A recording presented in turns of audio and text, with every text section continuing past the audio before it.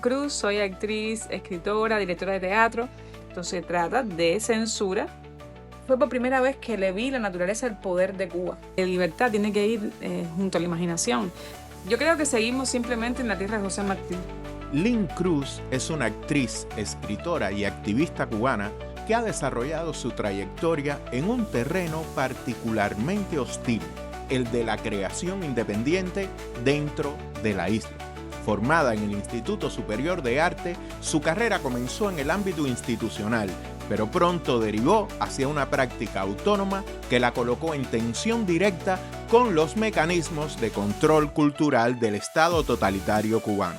Fundadora y directora del grupo teatral independiente Teatro del Silencio, Lynn ha apostado por una escena que rehúye tanto de la complacencia estética como de la subordinación política. Su trabajo dentro de este espacio articula una poética de la precariedad, montajes concebidos desde los márgenes materiales, pero con una vocación explícita de interpelar la realidad cubana sin mediaciones ni eufemismos. Hoy, en Solución Democracia, conversamos con Lynn Cruz. En mi caso sí hubo un punto exacto de no retorno y fue una noche de marzo de 2018 en que recibo una llamada de Norma Angeleri, directora de casting, actriz, profesora de actuación de Argentina, que impartía un taller de dirección de actores en San Antonio de los Baños desde la cátedra de altos estudios que dirigía en aquel momento, no sé si actualmente todavía, Orieta Roque. Norma me llama preocupada porque mi nombre no aparecía en la lista de actores que ella había solicitado como cada año durante esos 6 años en que yo estuve trabajando con ella. Ella me pregunta qué pasa, le digo que no sé qué pasa. Me dice que le preguntó a los productores y que los productores le respondían de manera vaga.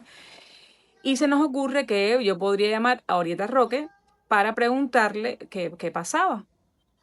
Bueno, llamo a Orieta Roque. Ella me sale el teléfono y me dice que no hay problema conmigo, que ella no sabe qué es lo que pasa, que es raro, que no entiende, que puede ser que este año no me necesitaran. Y le digo, bueno, pero la profesora es Norma y Norma sí me está necesitando. Resumen que como ella me decía que no pasaba nada, le dije, pues entonces yo mañana voy para la escuela de cine. Y punto. Y ahí es que ella me dice en tono autoritario, no, tú no puedes entrar a la escuela de cine. Y ahí, bueno, ya yo dije, espera, esto se trata de censura.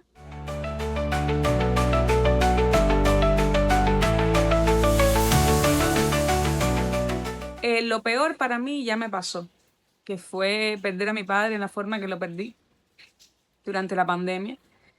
Que si bien se vivieron estos episodios horrendos en muchas partes del mundo, la particularidad cubana es que lo vivimos después de que el mundo ya sabía qué cosa era el COVID. O sea, en el momento que murieron todas esas personas así en masa, no se sabía cómo tratar la enfermedad, pero pero en el momento que muere mi padre sí se sabía, y además mi padre nunca tuvo COVID, fue víctima del protocolo sanitario que se mantuvo inamovible durante todo ese tiempo, aun cuando se sabía que no había ni medicamentos en los hospitales con que tratar las enfermedades respiratorias.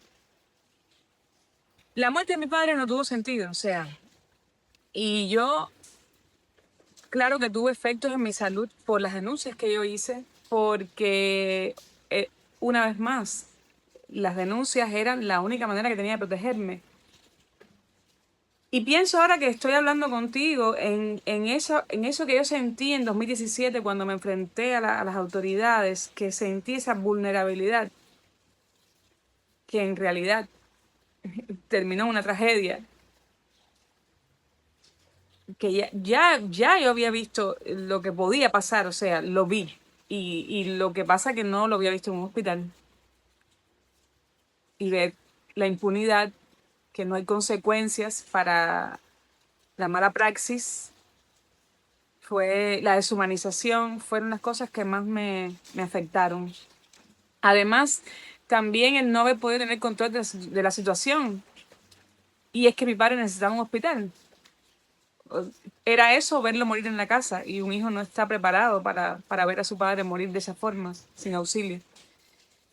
Lo que a mí me cambió fue, y me determinó, fue no solo el hecho de haber pasado todo el tiempo que pasé cerca del poeta Rafael Alcides, que vivió, o sea, que contó en primera persona todo su, no solo su affair con la Revolución Cubana y su participación activa en el movimiento clandestino para derrocar a Batista, sino en su propia deserción y en su vida como un monje escribiendo novelas que se fueron borrando y que hoy forman parte de todo este testimonio del documental Nadie que dirigió Miguel Coyula. Más allá de todo, de escucharlo y de sentir todo ese amor y toda esa decepción, que ya eso es bastante.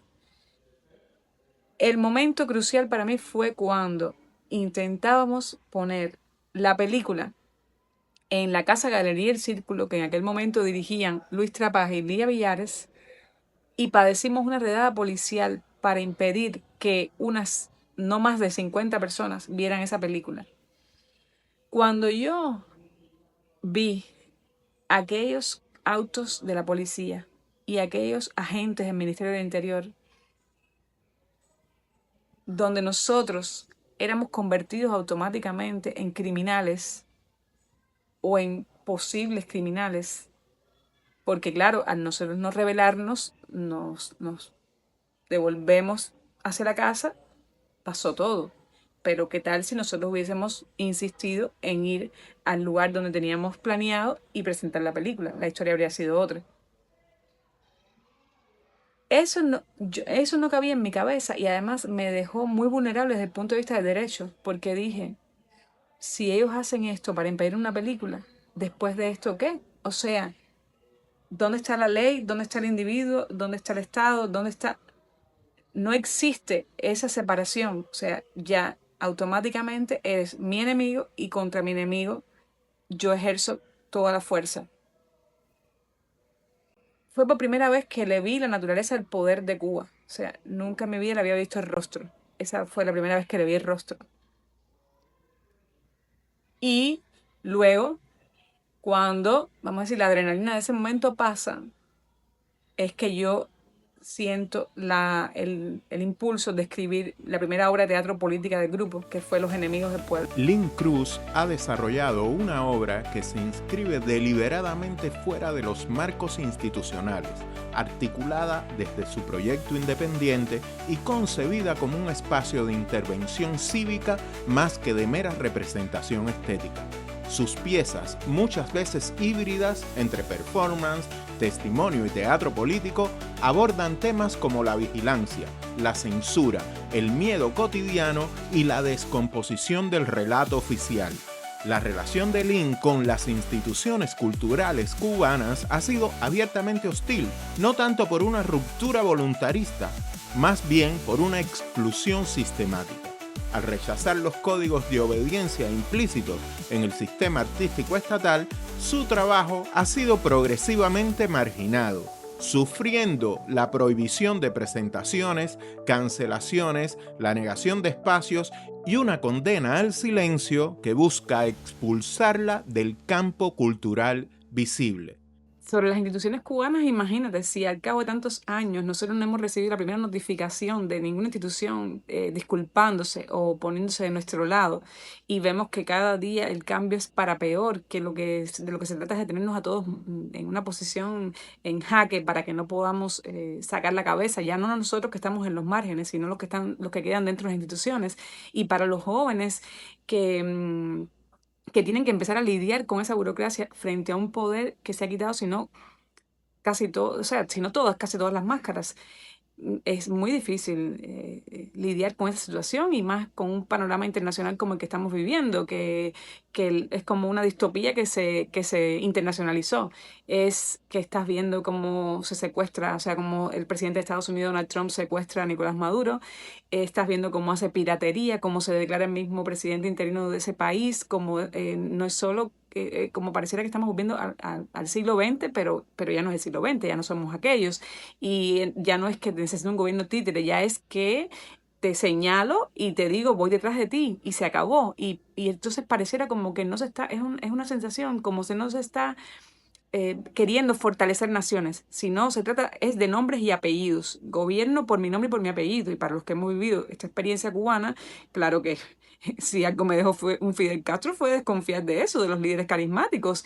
Y, y luego que, o sea, si no existe ya ni el derecho, si no se respeta ni el derecho internacional, o sea, si no se existe una jurisprudencia, tú lo que sientes es que todo me conduce a aquella tarde de 2017 en que íbamos, Miguel y yo, a presentar nuestro documental en una casa galería, y simplemente no pudimos llegar porque nos bloquearon todas las calles bajo todo, sí, violando todo tipo de derechos.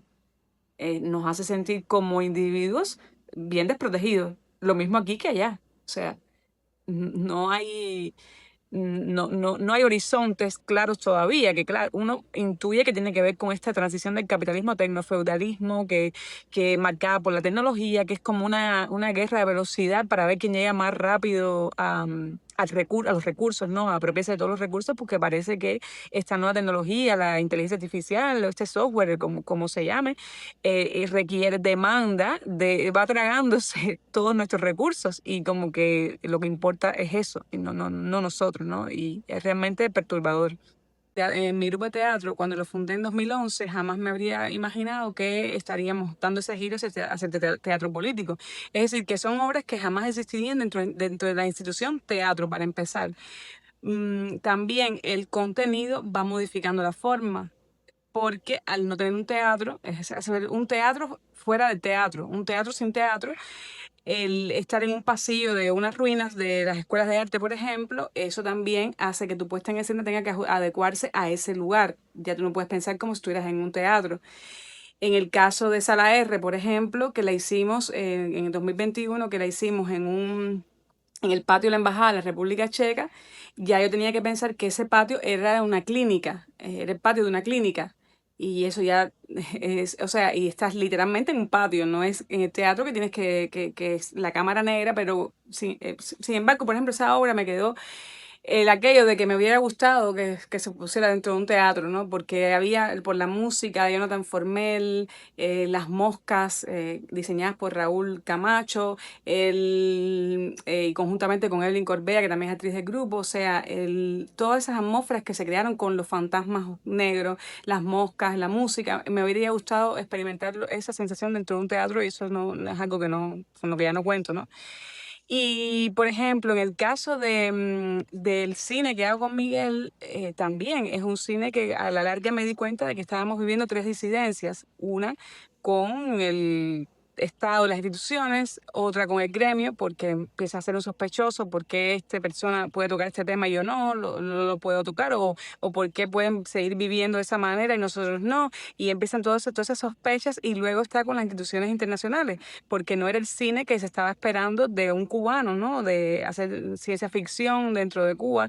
Así es como una cosa extraña, ¿no? Que no fuera comercial también. Comercial, vamos a decir, porque esa palabra para mí es problemática, porque ¿qué es lo comercial, no? Es lo que, vamos a decir, lo que el poder dicta, que es lo que se debe ver, lo que se debe vender. Y entonces es como la educación que han recibido las personas está focalizada desde esos centros de poder, porque cuando nosotros hemos puesto, por ejemplo, Corazón Azul, que supuestamente no es una película comercial, no sé, cuando mi experiencia estuve en Marsella, en el Festival de Cine de Marsella, un cine de más de 200 personas, y la película fue, o sea, funcionó muy bien, y las personas estaban muy ansiosas de preguntarme, de saber más sobre los personajes, sobre la historia, o sea, porque como es una película tan elíptica, claro que los espectadores se van con muchas preguntas, ¿no? Que tienen que ser completadas por ellos, porque es intencional.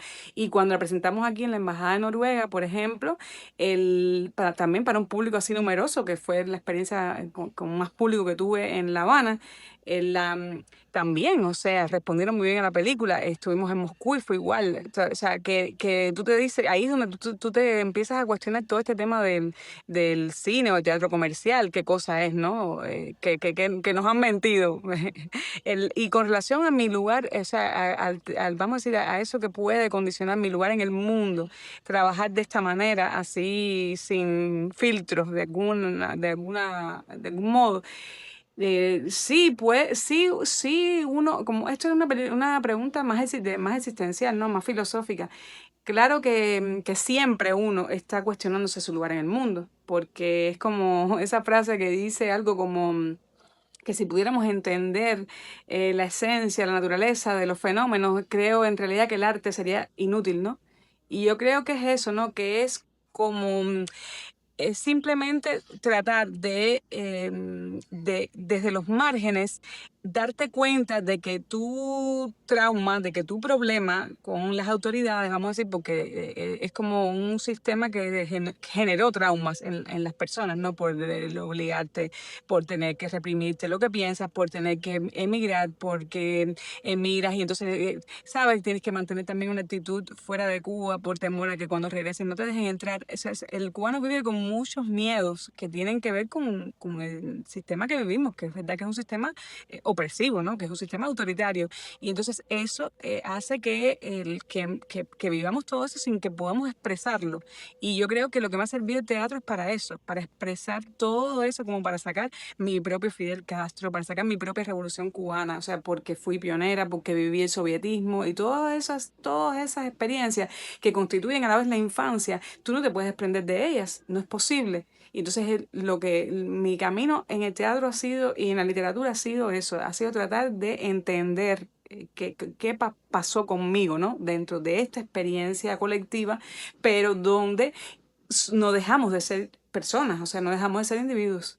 Estas estructuras estos aparatos de vigilancia, de persecución política, siempre te ponen de cara a la sierra maestra. O sea, si tú quieres hacer un cambio en Cuba, tú tienes que hacer como Fidel Castro, tú tienes que coger el fusil e ir para la sierra maestra, si no, tú no eres un bárbaro, tú no eres valiente, ¿no? Y entonces eso es algo que en lo cual yo no quiero ni siquiera entrar en esa lógica. O sea, yo siento que hay una idea que le escuché una vez a Miguel que me gustó esa idea y estoy de acuerdo, que si todos hiciéramos lo que tenemos que hacer, no haría falta hacer activismo político, porque si tú, desde tu posición de escritor, escribes lo que tienes que escribir, desde el teatro se dice lo que hay que decir, desde el cine se dice lo que hay que decir, no hace falta que los artistas hagamos activismo, ¿no? Entonces, cuando hace falta, como dice, triste las naciones que necesitan héroes, como decía Bertolt Brecht, o sea, seguimos en ese camino de la heroicidad y porque hay un momento en el que las personas empiezan a creerse esa propia propaganda, su propia publicidad de que tú eres muy valiente, que eres un héroe, y entonces les gusta eso, y quizás es porque esos artistas lo que tienen es una necesidad de convertirse en figuras políticas, y ahí entonces ya, cuando llega ese punto, ya yo me distancio y ya yo cuestiono, porque ya tú no eres el artista crítico, ya tú estás haciendo otra cosa. Y entonces, como estás haciendo otra cosa, desde mi posición, yo debo cuestionar lo que tú estás haciendo que no se corresponde con la verdad. Porque ese es el punto. El arte trata de encontrar la verdad, las contradicciones. La política no. La política trata de usar una idea sencilla para poner en la cabeza de todos, ¿no? Y para poder, desde esa idea sencilla, lograr un efecto.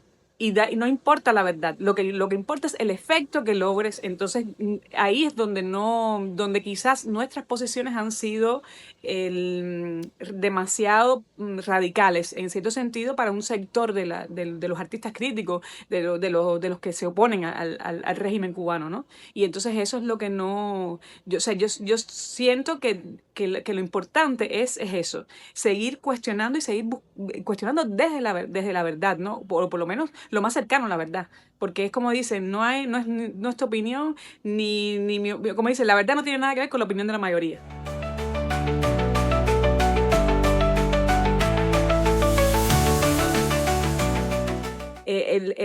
mi película favorita de Tarkovsky, por ejemplo, es El espejo. Y hay un momento que las personas dicen que él no era político. Y no, yo no estoy de acuerdo. Su cine es extremadamente político. En esa película El espejo hay un momento que el personaje de la madre está abstraída y entonces siente, o sea, que le preguntan, ¿por qué estás así? ¿Te has acostumbrado a vivir, a poner todo eso que te molesta, que te incomoda, dejarlo a un lado, a pretender que no existe? Este texto para mí es vital, o sea, porque es lo que pasó aquí con muchos artistas, o sea, que vivieron pensando solo en sus obras y a pretender que lo otro no existía. Por ejemplo, en mi caso como actriz, o sea, cómo yo podría actuar y podía entonces dar una entrevista y hablar de lo bien que me fue en el trabajo sin mencionar la realidad en la que vivo, o sea, en la que viven los actores diariamente, o sea, si para ser actor tienes que ser amado por todos, porque tienes que silenciar las partes esenciales de tu sociedad, entonces eso fue realmente lo que me llevó a chocar con mi profesión, ¿no? Y lo que me condujo también a escribir, porque claro, dentro de mí evidentemente estaba la escritora. La libertad tiene que ir junto a la imaginación. Nosotros, por ejemplo, nos pasó que cuando terminamos Crónicas del Absurdo, Miguel y yo nos miramos como, bueno, ¿y después de esto qué? Porque ya después de que tú expones tu vida en una película, suerte que Crónicas del Absurdo no es tampoco ni siquiera el documental clásico de entrevistas y demás, pero bueno, igual estábamos expuestos y llegamos en un momento a aborrecer la película, los dos. Y yo le decía, yo quisiera no haber trabajado en esta película, pero bueno, al mismo tiempo sabíamos que era necesario, o sea, que teníamos responsabilidad con ese material, pero te ponen en una situación también porque después, ¿qué van a esperar de uno? Siempre van a esperar esto en un país donde además el concepto de libertad es tan burdo, porque solamente por denunciar una situación que vivas de desesperación, de desesperanza, ya eso te convierte en un activista. Entonces, uno siempre tiene como estar jugando con esas cartas, ¿no? Porque aquí estamos condenados a la política, pero tú tienes que sobreponerte a ella al mismo tiempo. Es duro, pero es lo que nos toca, ¿no? Porque sí, puedes decir solo libertad, pero la libertad tiene que ir acompañada de algo más, no es, porque de hecho cuando tú estás creando ni siquiera te puedes cuestionar la libertad, simplemente tienes que sentirte libre para hacerlo y ya. Junto a su esposo, el cineasta Miguel Coyula, Lynn Cruz ha articulado un núcleo de producción que desafía frontalmente las lógicas del aparato cultural cubano. Más que una colaboración estrictamente conyugal, lo suyo es un laboratorio de resistencia estética y política. Este tándem no solo produce películas, sino que manifiesta una forma de hacer cine bajo el totalitarismo, sin permisos, sin financiamiento oficial y sobre todo sin renunciar a la autonomía narrativa. Esa misma lógica de desmontaje atraviesa Crónicas del Absurdo, el proyecto escritural y testimonial de Cruz donde lo cotidiano se revela como una maquinaria de distorsión permanente. Si en el cine junto a Coyula la imagen descompone el relato oficial, en Crónicas del Absurdo es la palabra la que documenta, con una precisión casi entomológica, la normalización de lo irracional. Ambas vertientes, la audiovisual y la escrita, operan como archivos de una misma experiencia, vivir, crear y pensar dentro de un sistema que convierte la lógica en excepción. Yo hace poco escribí un texto que se titula Crónicas del Absurdo del Oriente Medio, donde uso Crónicas, No hay otra tierra, que es una película palestina-israelí, y La semilla del fruto sagrado, que es una película iraní. Y mientras escribía, me di cuenta de que por accidente la forma de Crónicas del Absurdo revelaba vamos a decir, esa pugna, esa forma que teníamos también de relacionarnos con la tecnología, que es entre el poder del algoritmo, de programar el algoritmo y el poder de encender la cámara, que en el caso nuestro como cubanos, en Crónicas aparece más claro durante el episodio de la Asamblea, donde se puede ver, es claro, de que el antiguo presidente está tratando de persuadir todo el tiempo a los cineastas para que apaguemos las cámaras. Y también, por ejemplo, se vio con las protestas de 2021 que las personas que están en prisión actualmente, muchas de ellas fue simplemente por lo que documentaron, por lo que filmaron y subieron a sus redes sociales públicas. Y, Y a nosotros nos llamó mucho la atención porque vimos la película juntos, No hay otra tierra, donde el momento donde un militar israelí asesina a sangre fría a un palestino, dueño de sus tierras, y que eso no constituye un problema. O sea, ellos no persuadían ni le quitaban las cámaras a los palestinos. Y entonces ahí como dijimos, espera, claro, una posibilidad es esa, que el militar sabe que esa información no puede quedar sepultada por los algoritmos, puede tener esa confianza, porque de otra manera le hubieran dado la orden de que no podía nadie encender una cámara. En el caso de Cuba me imagino que no. Cuando hay una filmación en Cuba, cuando las protestas, esas imágenes recorren el mundo. O sea, nadie programa el algoritmo para evitar que se vea el contenido de Cuba. Y, y nada, o sea, claro que cuando uno ve eso, te resulta, es como una alarma, ¿no? Porque pareciera eso, ¿no? Como que hay un algoritmo físico que es el de reprimir a tu población versus un algoritmo que tiene que ver más con la programación de la internet, o sea, de la web. Que los dos, o sea, son, vamos a decir, como es las dos caras de la misma moneda. Yo trato de no racionalizar mucho en mi vida cotidiana, porque bueno, cuando voy a escribir un texto y voy a analizar la sociedad, o sea, desde la escritura, claro que lo pienso, pero trato de pasar ya, de soltar esa energía y seguir funcionando en mi vida cotidiana. De una manera extraña, aprendimos a vivir así, de esta forma, y a sobrevivir de esta manera. Creo que también ayudan mucho las películas de Miguel porque él tenía un camino adelantado antes que yo, que era vivir de manera independiente. ¡Oh, una tormenta! Se sienten las cortinas. Él tenía un camino adelantado antes que yo y eso también me ayudó a mí, ¿no? Yo no estoy sola. Tener a una pareja, un compañero en estas situaciones es vital.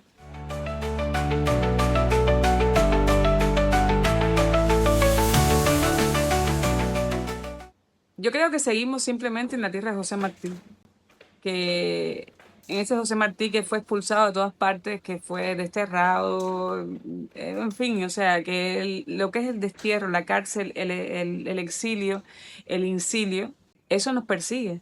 Desde el momento en el que empuñamos no la espada, sino la pluma y empezamos a tocar los temas que no quieren que se toquen, filmar lo que no quieren que se filme, hacer, o sea, narrar en vivo, en un evento en vivo como el teatro, el estado de ánimo de lo que, o sea, que prima, por lo menos en un grupo.